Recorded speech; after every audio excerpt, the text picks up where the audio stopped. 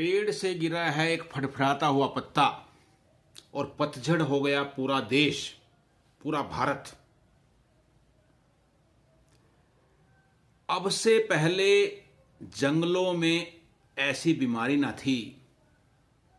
पेड़ वो गिर गए जिनकी अभी बारी न थी।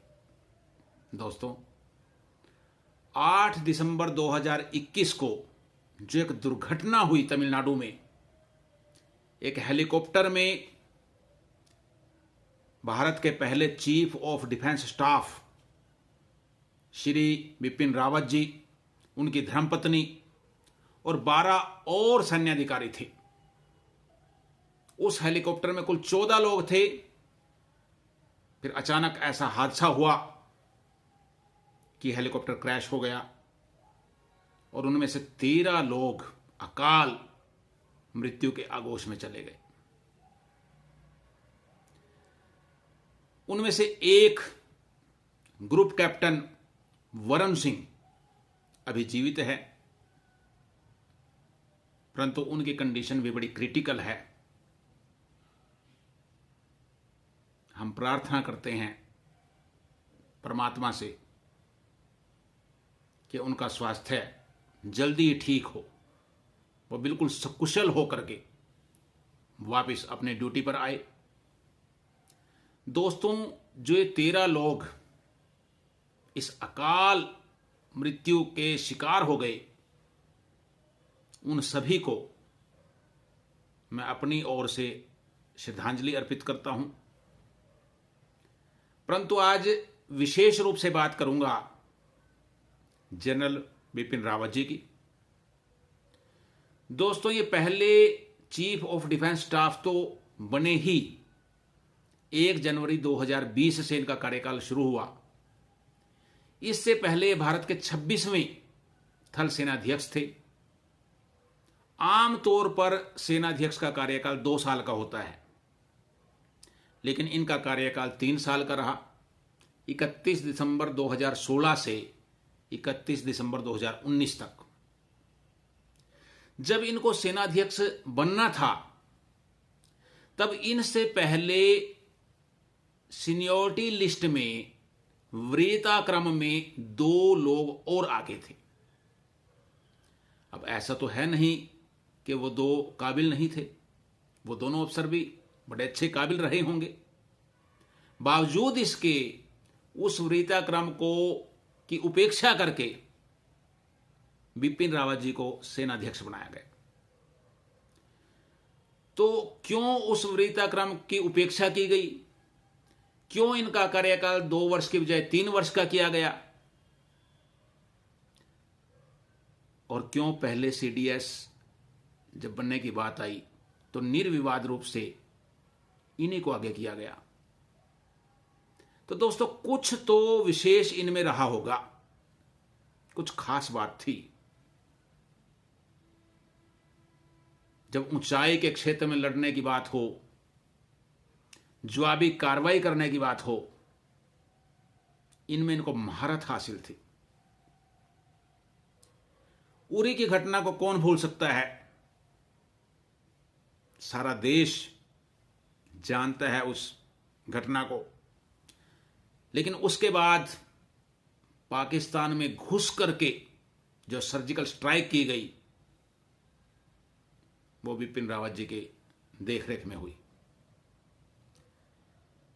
एलओसी पर, line of actual control, LAC पर, नॉर्थ ईस्ट में, क्योंकि नॉर्थ ईस्ट भी हमारा कुछ डिस्टर्ब एरिया रहता है, वहां आमतौर पर शांति नहीं रहती। तो इन कई मोर्चों पर भी बिपिन रावत जी ने अनेक चुनौतियों का सामना किया और बड़ी सफलतापूर्वक सामना किया। 2015 में नागा विद्रोहियों ने हमारे 18 सैनिक मार दिए। तब भी एक ऑपरेशन हुआ था म्यांमार में, क्रॉस बॉर्डर ऑपरेशन, वो भी बिपिन रावत जी की देखरेख में हुआ। इंडियन मिलिट्री एकेडमी से स्वॉर्ड ऑफ ऑनर से सम्मानित। ऐसे इनके जीवन में बहुत उपलब्धियां रही।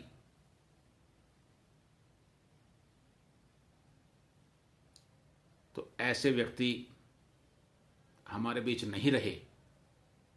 जब ये समाचार पता चला तो सारा देश शोक संतप्त हो गया, गम में डूब गया। उनका जाना भारत के लिए एक बहुत बड़ी क्षति है, जिसकी भरपाई होना बड़ा मुश्किल है। हमारा दुश्मन देश पाकिस्तान, इस घटना के बाद वहां खुशियां मनाई गई। इससे हम अंदाजा लगा सकते हैं कि हमने क्या खोया है। दोस्तों, 16 मार्च 1958 को गढ़वाल में सुदूर एक गांव में इनका जन्म हुआ। तो एक पर्वत पुत्र के रूप में पैदा हुए। जीवन में साहस, निर्भीकता, ईमानदारी, कर्तव्य निष्ठा और जो कुछ करना है सो करना है, एक स्पष्ट सोच,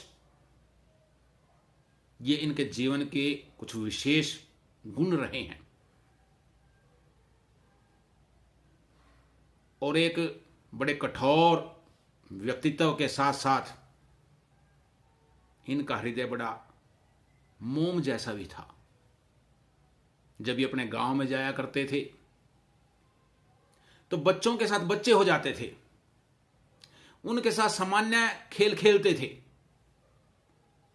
लेकिन जब जब देश की अस्मिता का प्रश्न हुआ,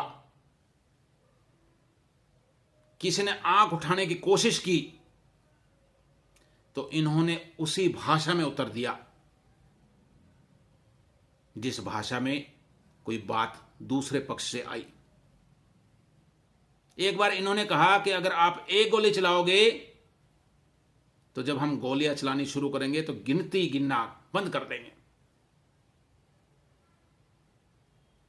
दोस्तों, विपिन रावत जी और अन्य जो भी लोग थे इस हादसे में जो चले गए,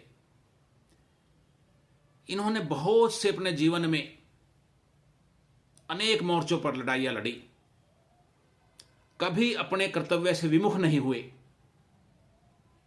चंद लाइनें इनके बारे में कि मर गए,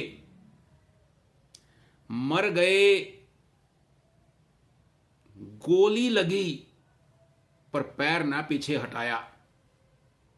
जिनकी संगीनों ने हरदम दुश्मन का लहू बहाया, जिनके उद्घोष से धरती कंपी है, अंबर हिला है, जिनके पैरों के तले ही शत्रु का गौरव दला है, कह रहा है उनका लहू नीलगिरी में अब भी पड़ा है। देश हम सबसे बड़ा है, देश हम सबसे बड़ा है। तो दोस्तों, देश हम सबसे बड़ा है, ये भाव अपने पूरे जीवन में देने वाले, बहुत से लोगों के लिए प्रेरणा बनने वाले ऐसे विपिन रावत जी को एक बार फिर से बड़े नम आंखों से, दुखी हृदय से, लेकिन साथ ही साथ बड़े गौरवान्वित होकर के हम उनको श्रद्धांजलि देते हैं। विपिन रावत जी, आप जहां भी हो, जिस रूम में भी हो, बस इतना कहना चाहूंगा कि बड़े गौर से देख रहा था आपको जमाना, बड़े गौर से देख रहा था आपको जमाना, बड़े गौर से सुन रहा था आपको ये जमाना। आप ही सो गए दास्तां कहते कहते, आप ही सो गए दास्तां कहते कहते। जय हिंद।